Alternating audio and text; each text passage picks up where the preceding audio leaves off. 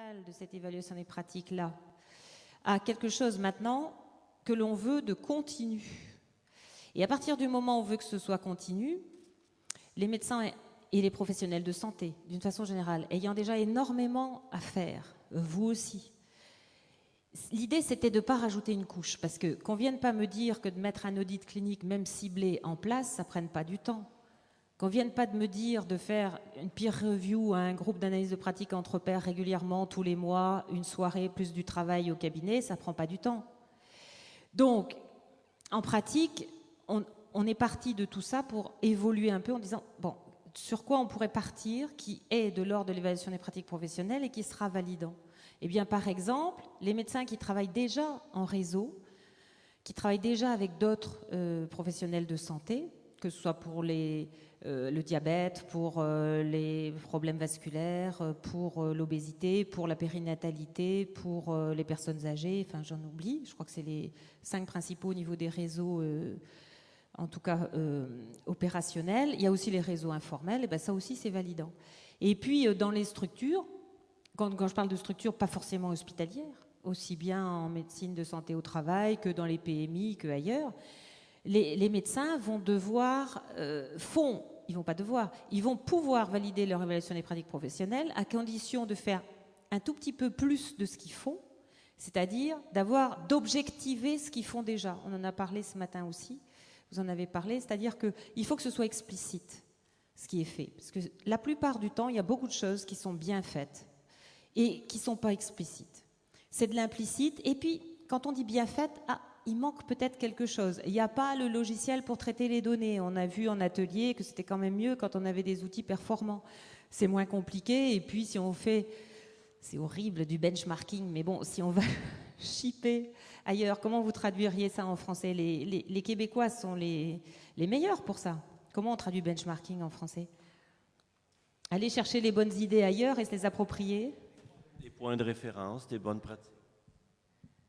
Je pense que c'était un peu aller chercher ailleurs, vous savez, les bonnes idées, les bonnes applications et se les approprier et les mettre en œuvre. Donc, ce benchmarking, ça va beaucoup plus vite, mais bon.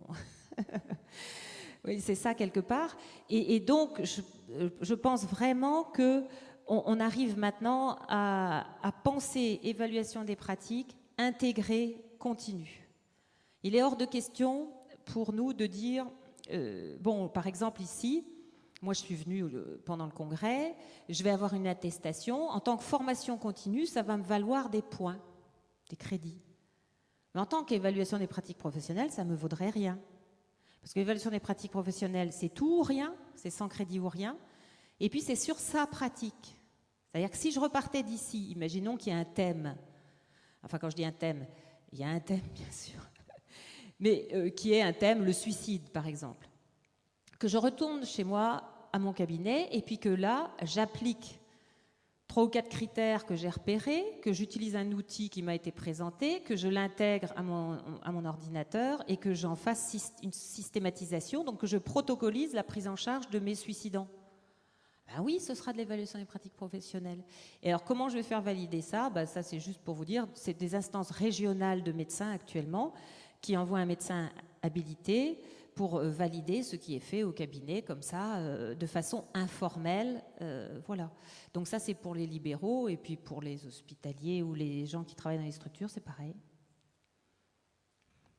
Il faut qu'il y ait un regard extérieur qui donne un avis sur, non pas ta pratique est mauvaise et tu dois l'améliorer, mais ce que tu me proposes comme action d'amélioration des pratiques pour améliorer la santé est vraiment l'évaluation des pratiques, c'est ok, ça roule, tu y vas et on te valide ton évaluation des pratiques professionnelles. Oui, c'est totalement différent. C'est pas un contrôle, il n'y a personne qui va aller dans les cabinets contrôler l'activité des médecins. Ceux qui y vont actuellement, ceux qui sont habilités à y aller, c'est ceux qui viennent des caisses, c'est les médecins contrôleurs, experts des caisses, qui viennent diffuser les bonnes pratiques, d'une part, et quelquefois conseiller certains médecins sur tel ou tel point. Mais ce n'est pas la haute autorité de santé. Alors, mon intervention va se situer dans la continuité de ce que vous nous avez apporté, et c'est très intéressant. Je vais me limiter à quelques points. D'abord, nous avons aussi vécu la transition progressive des efforts volontaires, des efforts vers des efforts encadrés, si je puis dire, qui deviennent obligatoires. Bien sûr,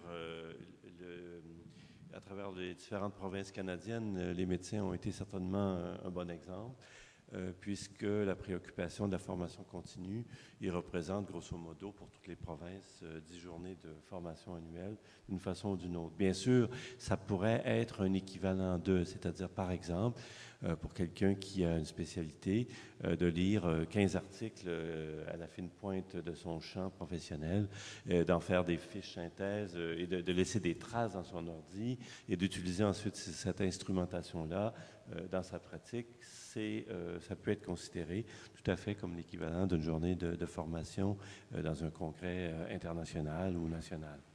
Dans le champ des ordres mous, si je puis employer cette expression, du social, où effectivement l'adhésion à l'ordre professionnel, sauf si l'employeur affiche un poste travailleur social, reste au choix des personnes ayant la diplomation qui leur permet d'adhérer à cet ordre professionnel. Mais dans la réalité, il y a 7000 personnes au Québec et je dirais, je n'ai pas d'instrument de mesure pour me dire combien sont obligés de l'être, mais je dirais probablement 10%. Donc 90% des gens adhèrent et payent une cotisation qui est quand même de l'ordre de 350 € environ, 350-400 € par année pour adhérer à l'ordre parce qu'ils y croient, parce que ça leur apporte, parce qu'il y a une revue que dirige André qui est d'excellente qualité, qui est en démonstration à l'accueil. Et donc, il y a une réflexion, il y a des activités et il y a à l'intérieur de l'ordre, depuis le bureau du mois de mars ou avril dernier, nous avons adopté une orientation à l'effet que nous allons vers une exigence de 3 journées annuelles de formation continue ou de l'équivalent sous forme d'autres activités. Il y aura une période tampon où les gens auront à monter leur portfolio, à regarder des activités qui pourraient être considérées et pour laquelle, période de transition, ça ne sera pas encore une obligation, ce sera une incitation.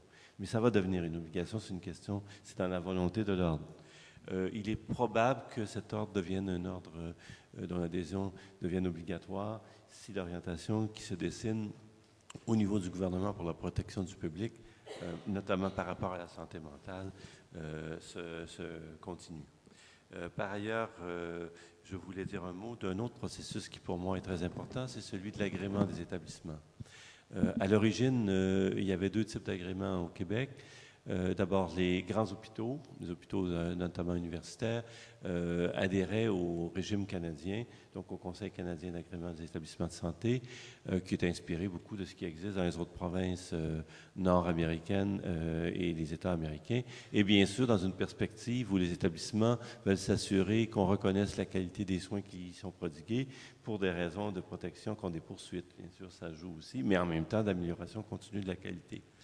Dans les établissements de santé et de services sociaux de première ligne, les CLSC, il y a eu un effort pour mettre en place de façon autonome un Conseil québécois d'agrément sur une base volontaire qui a fonctionné de 1995 jusqu'à 2004.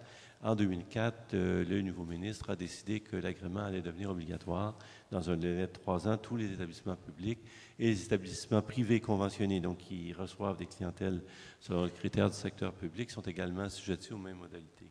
Et ce qui est intéressant dans cet agrément, c'est qu'il y a des instruments qui ont été développés en collaboration, bien sûr, avec des praticiens et des gestionnaires. Notamment, on mesure